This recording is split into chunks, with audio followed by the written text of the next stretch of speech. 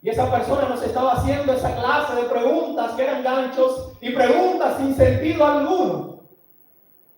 Y estábamos tratando de calmar a este hermano de una forma pacífica, pero él seguía insistiendo.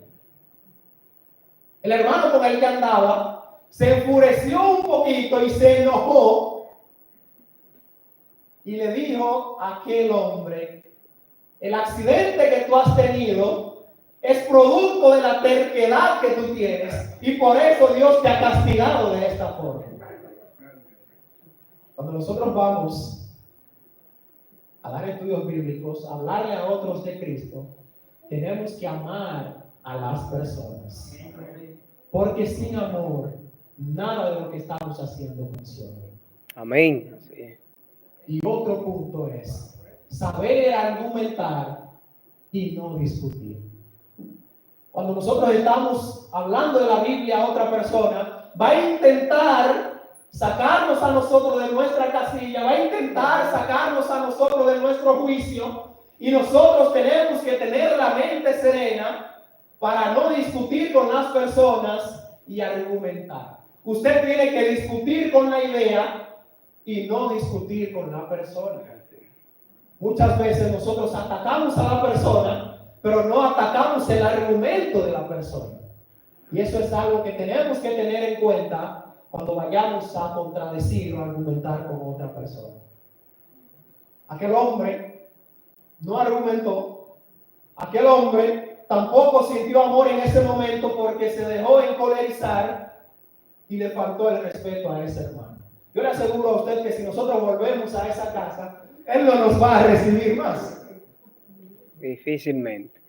Pero es porque nosotros somos llamados a tener paciencia. Somos llamados a amar al prójimo. Amén. Y no dejarnos persuadir y no dejar que seamos nosotros llevados al terreno de esa persona. Amén. Y lo último que tenemos que aprender antes de ir a contradecir es que debemos tener al Espíritu Santo. Amén. Si usted tiene base bíblica, si usted tiene supuestamente amor, si usted sabe argumentar y no tiene al Espíritu Santo, usted no tiene nada. Usted tiene que tener al Espíritu Santo de Dios, quien es que va a dirigir su palabra para que el mensaje sea eficaz. Amén. Así es. Entonces dijimos, lo primero es no cambiar nuestra identidad para encajar. Y lo segundo, aprender a contradecir. Aprender cómo y aprender también cuándo. Lo tercero que debemos aprender, y vamos a la Biblia, a 1 de Timoteo capítulo 4, versículo 12. 1 de Timoteo capítulo 4, versículo 12. Si me pueden acompañar, 1 de Timoteo capítulo 4, versículo 12. En una ocasión, un joven de la iglesia me dice que tiene una base bíblica que le confirma que no le puede tolerar cosas a los adultos de la iglesia. No me lo dijo con esas palabras, pero ya usted se puede imaginar de qué forma lo dijo.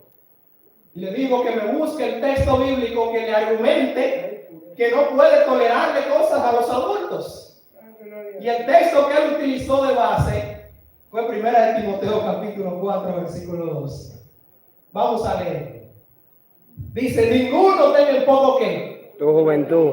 Tu juventud, pero sé ejemplo de los fieles. ¿En qué? En palabra. ¿En qué más? En conversación, en claridad, en espíritu, en fe y en limpieza. Ay, santo. En otras versiones dice pureza.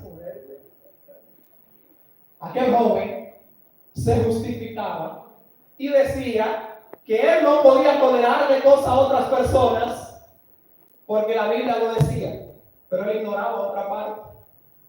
Él ignoraba la parte que dice: no tengan en poco tu juventud, pero sé que sé ejemplo. ¿Cómo no van a tener en poco nuestra juventud si la misma iglesia no nos ve como un verdadero cristiano? Si cuando vamos a visitar a alguien, cuando vamos a dar estudio bíblico, cuando estamos en la iglesia, solamente nos las pasamos hablando, relajando, hablando de cosas sin sentido, ¿cómo no van a tener en poco nuestra juventud?